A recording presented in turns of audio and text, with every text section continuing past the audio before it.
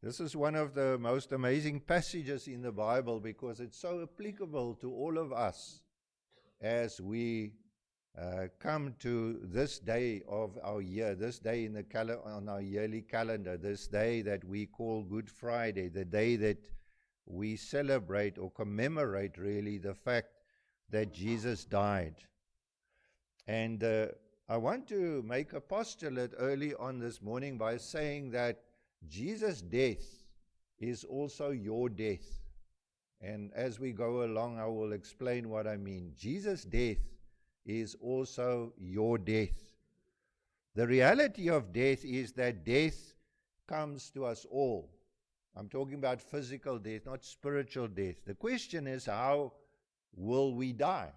How will I die? How will you die? And I want to share with you a well-known poem by a poet called Dylan Thomas. He lived from 1914 to 1953. So he didn't live very long. He died at the age of 39. But as Dylan observed his own father sinking into great sadness and depression and darkness and moving towards death, he was perhaps moved by a great loss. Maybe he lost his wife, maybe he had some terminal illness, maybe he had just given up on life, but he knew that he was dying. And Dylan observed this, and he loved his father, and he saw him experiencing this great sadness and giving up on life and sliding into darkness. And he wrote this poem, "Do Not Go Gentle Into That Good Night." And I can't analyze the whole poem, but in this poem he speaks to old people, old men, wise men, good men, wild men, grave men, and then he ends off with his father again. And this is how it goes.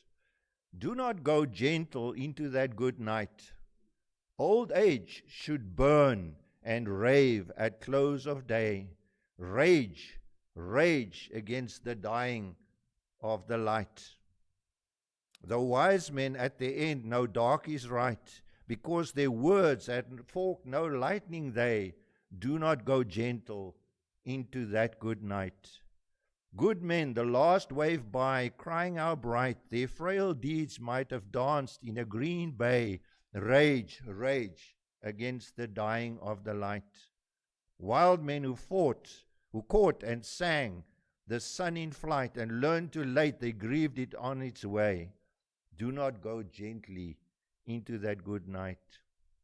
Grave men near death who see with blinding sight, blind eyes could blaze like meteors and be gay. Rage, rage against the dying of the light. And you, my Father, there on that sad height, curse, bless me now with your fierce tears, I pray. Do not go gentle into that good night. Rage, rage against the dying of the light. So Dylan saw, he observed his father sliding off into darkness, and he wanted his father to fight back. He wanted some emotion. He didn't want him just to give up. And obviously there are these two ways that we can go and encounter death, that we can meet death. And the one is by raging and fighting against it, because life is all there is. And I think that is what this Dylan Thomas thought. He didn't think there was anything beyond the grave. Or you could just give up or trust and slide gently into that good night. And so the thing about death is that we don't talk about it often. We want to live as if it's not going to happen. It's not the kind of thing we talk about at the braai after the Saturday rugby game. We don't want to say to our friends, you know, I've been thinking about death lately, let's discuss it. But death confronts us with our mortality. It comes to us all. It comes to us all. And we need to face it head on. And death confronts us with the existence of God, that there is a God. And your life will not continue forever. Even if you are 15 or 20 years old and you think life is long, let can ask anybody here with gray hair in this service this morning, it goes very quickly. In the twinkling of an eye, it's all over. And many think, or many live as if God doesn't exist, and they think somehow at the end I'll be okay. I'll maybe give small allegiance to God, just wink the eye at God. Maybe attend church once in a while. Maybe say a prayer even now and then. But God will somehow make my life right in the end. And there's no recognition that there's one man in the Bible that says, I hold the keys of death and Hades. Death confronts us all with the reality of sin, because the wages of sin is death. And we all fall short of the glory of God. We all sin, and we all die because of sin. And so, all of these things we need to contemplate upon. And today I want to present to you the evidence for Jesus, the evidence in this passage for Jesus. As we read this, we read about a number of people in this passage. In verse 26, we read, they led him away. That's the soldiers. In verse 27, a large number of people followed him. There was a great crowd. There were also two other men, two criminals. They were out with him to be executed. And then at the end we hear about the centurion that says this was a righteous man. The point Luke is making is that everybody on planet Earth is confronted with Jesus, with the evidence for Jesus. I think there exists on planet Earth very few people who have never heard the name of Jesus. Maybe in some tribe in the Amazon or something, but by and large, in our age where you can turn on the internet, go on YouTube or whatever you like to watch, you will somewhere encounter the name of Jesus. His name is even mentioned in other faiths. Not necessarily in a good way, but they are mentioning him. And so we are confronted with the evidence of Jesus, and that's what Luke is saying. All these people saw what happened, what he said, and there were also these two criminals. And what was the evidence for Jesus? Well, of course, his words, his demeanor, his compassion. Notice what he says. While he's being led out to be executed, he says to the women of Jerusalem, daughters of Jerusalem, do not weep for me. Weep for yourselves and for your children. Why did he say that? Because 40 years after this day, Jerusalem would be destroyed, and over 1 million Jews would be executed. Only 40 years, they would reject their king, they would reject their Messiah, and they would say, Caesar is our king. And 40 years later, Caesar came and destroyed them all. And over 1 million Jews died, 500 crucified every day. And they were crucified, and the crosses were planted on the horizon to break the spirit of the people in the city that saw these crosses. And it was said that even the Roman general Titus, who did all these things, wept. And he said, I didn't want this. And so we know that this is a fulfillment of prophecy in Hosea 10 verse 8, where they would cry out, hills cover us and mountains fall on us. They saw his humiliation. They saw what they did to this man who seemed, some claim, to be the king of the Jews. Luke doesn't mention it, but the other gospel writers, that he was flogged, that he had a crown of thorns put on his head, that he was spat upon and struck with fists. They saw his mercy. They heard him say, Father, forgive them. They don't know what they are doing. The people stood there watching, and they saw this. The thieves on the cross saw this. They heard the claims. He is the Christ. He claimed to be the Christ. Save. Why doesn't he save himself? And the soldiers cried out, if you the king of the Jews, why don't you save yourself? Why don't you come down from the cross? And then the last piece of evidence was the legal accusation against him, the basis on which he was found guilty. As was its custom, they nailed it above his head, and they would say murderer or thief or whatever the person did. And the accusation against Christ is the King of the Jews.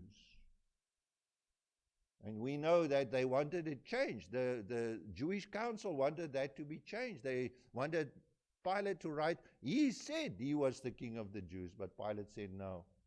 What I've written, King of the Jews. That was the evidence, my friends. And there's only two ways to respond to that evidence. Only two. And I think Dylan Thomas gave us a hint of that. You could rage. You could rage as you face death, because Jesus' death is your death. And the way that you respond to death will show your relationship to Jesus. Or you will go gently into that good night, not because you know that's the end of life, but because you have peace. And I want to look at these two responses, my friends, in some more detail this morning. The unbeliever's response. Notice one of the criminals in verse 39 said, he heard insults at Jesus and said, aren't you the Christ? Save yourself and us. This man was angry at God. And that is a picture of the spiritually destitute man and woman. They're always angry at God for something. God gave me this family. God gave me this terrible wife. God gave me this terrible husband. God didn't give me money. God made me grow up in this fashion. And they are angry. They don't live as God exists, as if God exists, but when something goes wrong, it's God's fault. Just this past week, we had an angry beggar here at the church. And he was railing at the church and against God. And I said to him, do you ever go to church? Do you ever mix with Christians? Do you love Jesus? And he doesn't. But now he's out on the streets and he's angry. He's angry at the church. He's angry at Jesus. He's angry at God. It's their fault. And that's the snapshot of the spiritually dead person. They also see Jesus or Christianity as an insurance policy. If you are the Christ, get us out of here. Aren't you the Christ? Save us. We know we don't like to pay insurance, but we're very glad when something goes wrong that we have it. When we have a car accident or our house burns down or anything like that. And many people see Christ as an insurance policy. I'll call out to the gods, all the gods, and I'll throw in a few extra names if that might help. Because maybe I'm just missing something. That's what the people in Israel did. They had temples and shrines for all the many gods. And each covered a certain base. We saw that when we went overseas. There are places where there are temples for Buddha and for the Shinto religion. And they work hand in glove because some look after this life and some look after the life hereafter. Another observation we can make is that he had no sense of guilt, no sense of brokenness or penitence or humility. All he saw about Jesus that he thought Jesus could do is get him out of there. He didn't see him as a king. He didn't see him as the Christ. He just saw him as somebody who might deliver him at this very stage and this very moment in his life. And then he would continue as it was before. He was raging at the dying of the light, as Dylan Thomas puts it. He was raging because there was nothing else for him. He was raging and shouting and screaming because he knew that this was the end. The end. There was nothing for him beyond this life. There was nothing looking forward to it. He knew of the Christ. The Christ was right next to him, within arm's length. but he did not know the Christ. It's like a drowning man who's suffering hypothermia and he's drifting in the ocean, and you throw out the life buoy and it's right next to him, but he doesn't know it. He can't put his arm through it because he doesn't know it. He's dead. He's almost dead. But there's another response, a better response, the believer's response. Notice this criminal. Luke holds up these two men as examples for us. These are not just stories. He wants you to think about these two men and say, am I like this man or am I like that man? And which one should you be? And this is the one Luke wants us to be like. In verse 40, he says, the other criminal rebuked him. Don't you fear God, he said, since you are under the same sentence? We are punished justly, for we're getting what our deeds deserve. But this man, he had done nothing wrong. And turning to Jesus, he said, Jesus, remember me when you come into your kingdom. And we want to observe what we can understand from this man. The first thing is he wasn't deceived. He wasn't deceived by his companions railing and shouting. He wasn't deceived. He was not sucked into this whole verbiage, this lot of speech that this man was hurling at Jesus, about Jesus not coming off the cross and saving them. He doesn't get involved. He's thinking about all the things he saw and experienced. And the first thing that we notice after that is that he feared God. Somewhere in his life, the lights went on. And for the first time in his life, he feared God. And he says to the other one, don't you fear God? In other words, I fear God. I fear God. I know my life is coming to an end and I fear God. We are under the same sentence.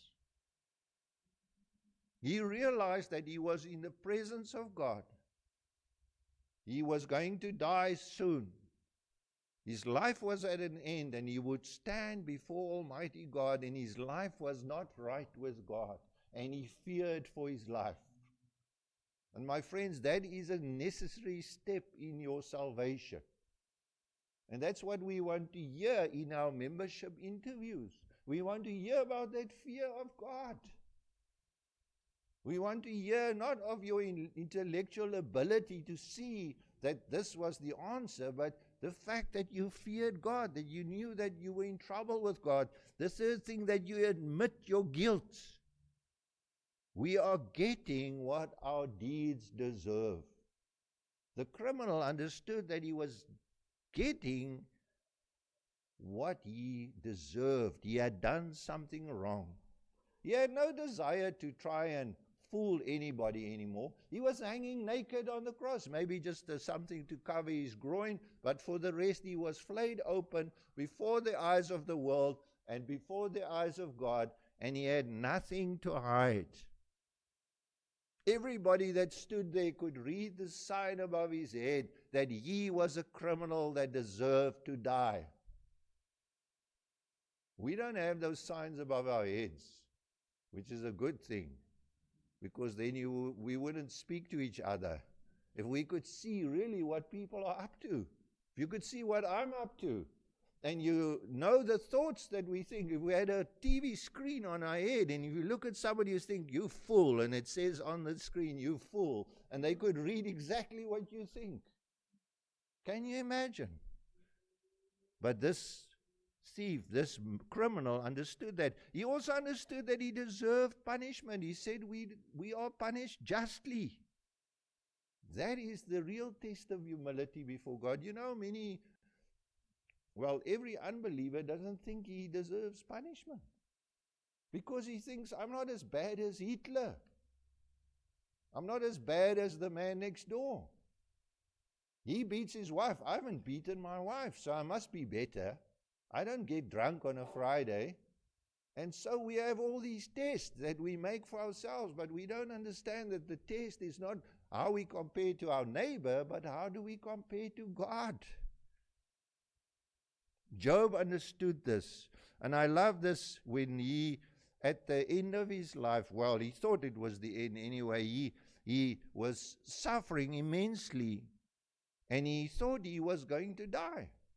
And you know what Job called out to God? This is so amazing that this man, in all his suffering, this is the way he saw life. He says, "O earth, do not cover my blood. May my cry never be laid to rest. Even now, when I'm going through all this suffering, my witness is in heaven. My advocate is on high. My intercessor, the one in heaven, is my friend.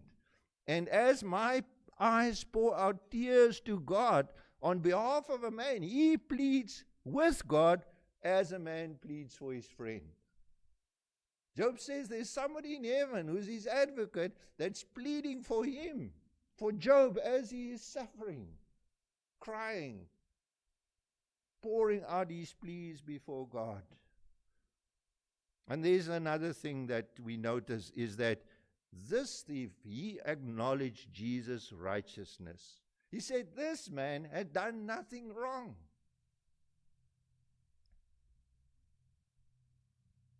You see, Jesus is concerned what we think about him. We are so concerned about what people think about us.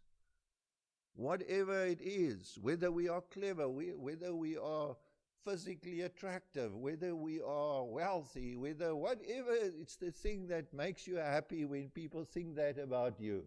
You're a very friendly person. But you know what Jesus wants? He wants you to think of him as righteous. That I'm a sinner and Jesus is righteous. That Jesus' life is good. He doesn't want to be the one who drives the getaway car after the robbery. He wants to be the one to be admired because he is good. He had done nothing wrong. He only speaks the truth. He is kind. He is gracious. He is merciful. All those things this man could see about Jesus.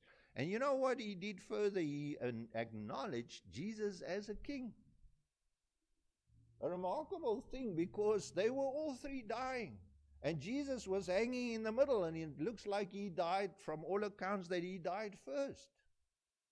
Because they had to break these thieves' bones in the end, so that they couldn't push themselves up to breathe. And so when they got to the crosses, the man on the middle cross was already gone. And he says to him in verse 42, "Jesus, remember me when you come into your kingdom." There was something about Jesus that he saw, that he had the demeanor of a king, of royalty, of somebody divine. He saw that there was something powerful happening on the cross. He couldn't understand it, that this man was not only good, but he's also powerful. And one day he would do something. He didn't know what, but he would come and he would rule as a king. And then finally he pleaded for salvation. Notice the sinner's prayer there. We've all heard about the sinner's prayer. Say this prayer and you're a Christian. Well, here's a sinner's prayer. He fears God. He admits he's wrong. He accepts justice. He acknowledges the goodness. He acknowledges the divinity and the kingship of Jesus. And now he pleads and he says, "Jesus, remember me. Remember me." All. That's all. Just remember me. I know I don't deserve to be there, but when you're in your kingdom, when you're sitting on your throne, just think of me and remember me. That man who hung next to you on the cross. Remember me, Jesus. Have you ever thought about Jesus in that way? Say, "Jesus, I know I've done some terrible things. My life is a mess. I don't ask, I can't claim anything, but when you're there, just remember me. Just remember my name. Maybe scribble it there in the sand with your finger." You see, my friends, both of these thieves wanted to be saved, but the way that they wanted to be saved was different. The one was railing and screaming and crying and said, "You're the Christ, save us," in a anger, in a very hateful and angry manner, because he thought, why is this person not saving us if he can do us? But because he's fake, he can't really do it. But the other thief says, remember.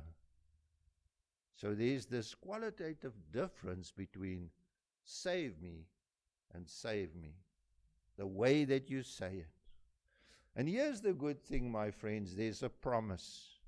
There's the promise of Jesus.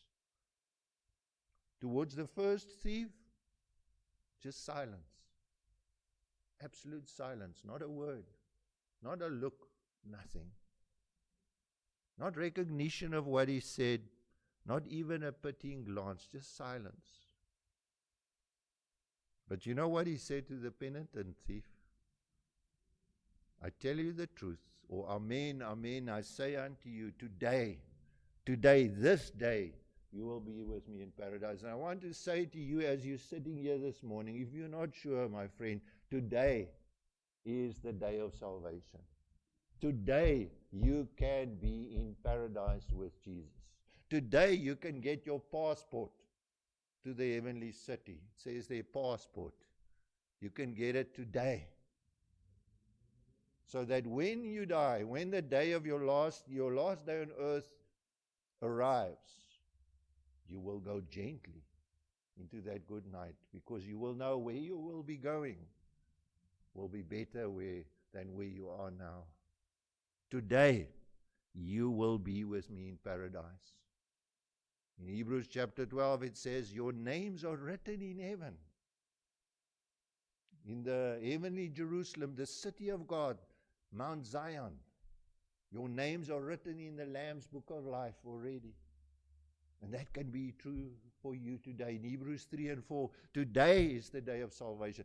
Do not harden your hearts as you did in the wilderness. Today, accept and understand and know today is the day. Not tomorrow. Don't put it off. Tomorrow's too late. You may die on your way home. You may die tonight in your sleep. And there is this conclusion, my friends, that I started with this morning by saying, Jesus' death is your death. Because the way you respond to Jesus tells you the way you will die. The way Jesus died, you died with him. And you either die with him as the one he's saving, or you will die as his enemy. You will either rage against him because he didn't do for you what you thought he should do, or you could say, remember me.